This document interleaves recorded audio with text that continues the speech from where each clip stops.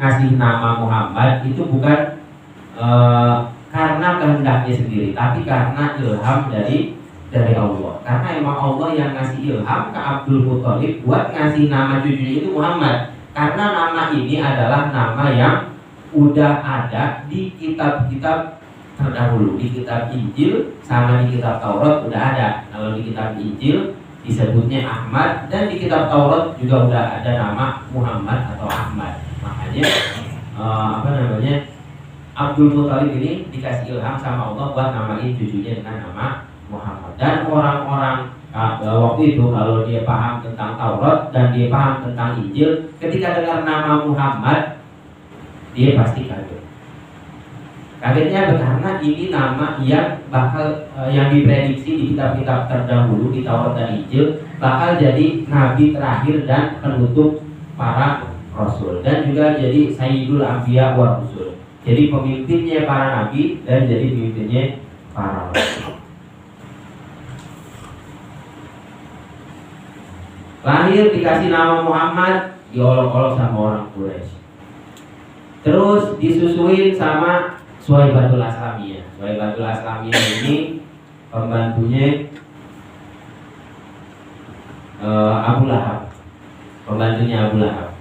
Habis disusuin sama Suhaibatul Aslamiyah, disusuin lagi sama Halimatus Sa'diyah sampai umurnya 4 tahun.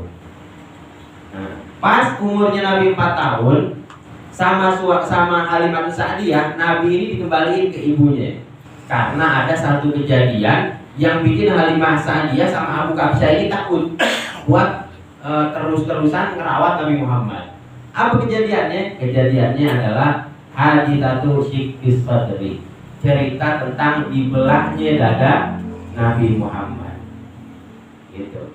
Jadi pas waktu itu Nabi Muhammad sama anak-anaknya Halimatus Sa'diyah, anak-anak yang diasuh sama Halimatus Sa'diyah itu lagi main di pelataran rumahnya Halimatus Sa'diyah. Terus tahu-tahu anak-anaknya Halimah Sa'diyah lari pada kabur semuanya.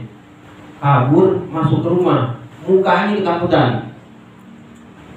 Terus ditanya sama Halimah Sa'diyah sama Abu Kabsyah, anak-anak ini kenapa pada ketakutan kayak begini? Akhirnya anak-anaknya ngejawab, Zaka akhi al-Qurashi qad akhadha rajulani alaihi mahtiyabun baidun fa'ajja'ahu fashaqqabatnahu fahuma yusawwitani. Terus kata anak-anaknya, itu tuh saudara kita yang dari Bani Quraisy, Nabi Muhammad maksudnya, ditangkap sama 2 orang laki-laki. 2 orang laki-lakinya pakai baju putih. Terus Muhammad ditelentangin, habis itu perutnya dibelah, dadanya dibelah di dadanya. Jadi black kalau bahasa kita ada ya. Anak-anak kecil ngelihat kejadian kayak gitu, siapa yang kagak kaget? Iya kaget pastinya, makanya dia kan pada kabur, balik ke rumahnya Halimah Sa'diyah. Terus habis Halimah Sa'diyah dengar kayak begitu, kaget dong dia pasti. Fakharajtu ana wa abuhu nahwahu fawajadnahu mutanafi'an lahu. Terus karena Halimah Sa'diyah sama suaminya kaget, dia langsung keluar rumah nyari di mana Nabi Muhammad. Pas ketemu Nabi Muhammad, ternyata Nabi Muhammad tuh udah banyak debu bajunya. Udah banyak debu ya, habis ditidurin di pasir kan ya, pasti banyak pasir yang nempel. Jadi Halimah Sa'diyah sama suaminya Abu Kabsyah kaget, bagaimana ceritanya kita nanti dititipin anak, kan dikasih duit sama keluarganya buat kita rawat nih anak, malah nih anak perutnya dibelah sama orang lain, kan takut jadinya. Dititipin anaknya malah kenapa-napa. Ya, kita juga kalau begitu pasti takut ya, anak orang dititipin ke kita terus kita ngejaga ini kagak benar.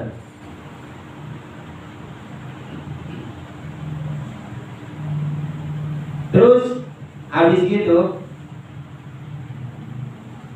udah ketemu Nabi Muhammad, diamanin dia tuh sama Abu Kabsah sama Halimatus Sa'diyah. Ditanya sama Abu Kabsah, malah kayak Bunayya, kenapa Muhammad, kenapa nih, kenapa kok bisa nyampe kayak begini? Faqala, terus Nabi jawab, ja'a rajulani alaihi mathiyabun baitun.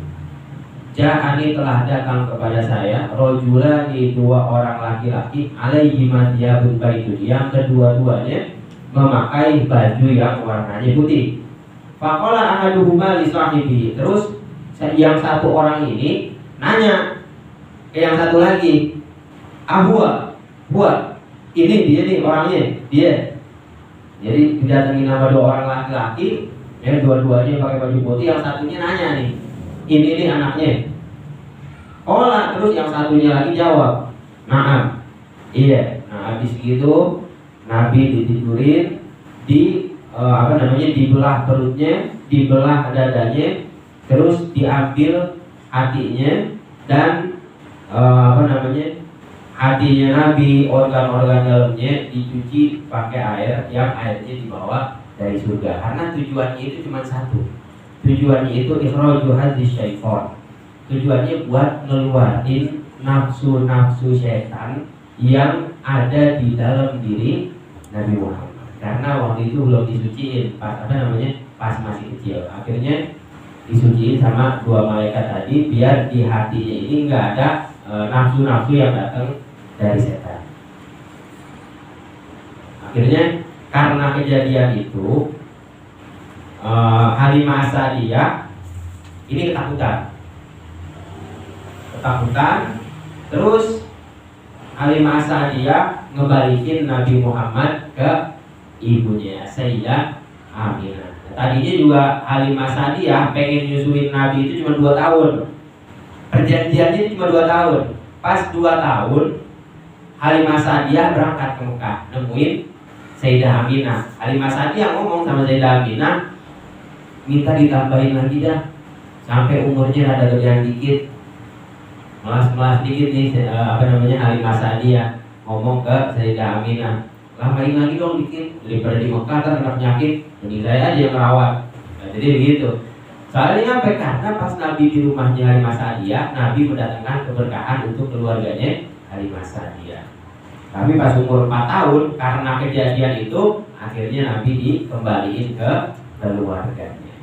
Sampai umur 4 tahun, dari umur 4 tahun sampai umur 6 tahun, Nabi dirawat sama ibunya, sama Sayyidah Aminah. Dari umur 6 tahun, setelah ibunya wafat, Nabi dirawat sama Ummu Aiman, sama budak bapaknya. Tapi bukan cuma Ummu Aiman doang yang merawat Nabi, ada juga yang merawat tarbiyatuhu wa wafatu jaddihi. Pendidikannya Nabi, pembahasan selanjutnya, tarbiyatuhu wa wafatu jaddihi.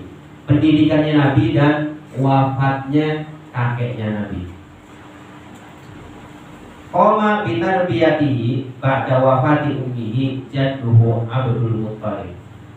Setelah ibunya Nabi wafat, yang merawat dan mendidik Nabi adalah kakeknya yang namanya Abdul Muttalib. Jadi pas dari umur 6 tahun, ya setelah ibunya wafat, Nabi itu dididik sama kakeknya. Wa kana yuhibbuhu aktsara min hubbihi li auladihi. Nah, Abdul Muttalib ini sayang banget sama Nabi. Sampai sayangnya Abdul Muttalib ke Nabi itu melebihin sayangnya Abdul Muttalib ke anak-anaknya. Jadi lebih sayang cucunya daripada sayang anaknya. Walamma balagha umruhu sallallahu alaihi wasallam 8 sanawat mata jadduhu. Tapi ketika Nabi umurnya mencapai 8 tahun, kakeknya wafat. Jadi Nabi diasuh sama kakeknya selama 2 tahun. Dari umur 6 tahun sampai umur 8 tahun. Setelah umur 8 tahun, kakeknya Abdul Muthalib meninggal. Pada kafalahu sanata ini setelah merawat Nabi selama 2 tahun. Wa ba'da wafati jaddihi, dan setelah meninggalnya kakeknya Nabi Muhammad, kafalahu ammuhu Abu Thalib.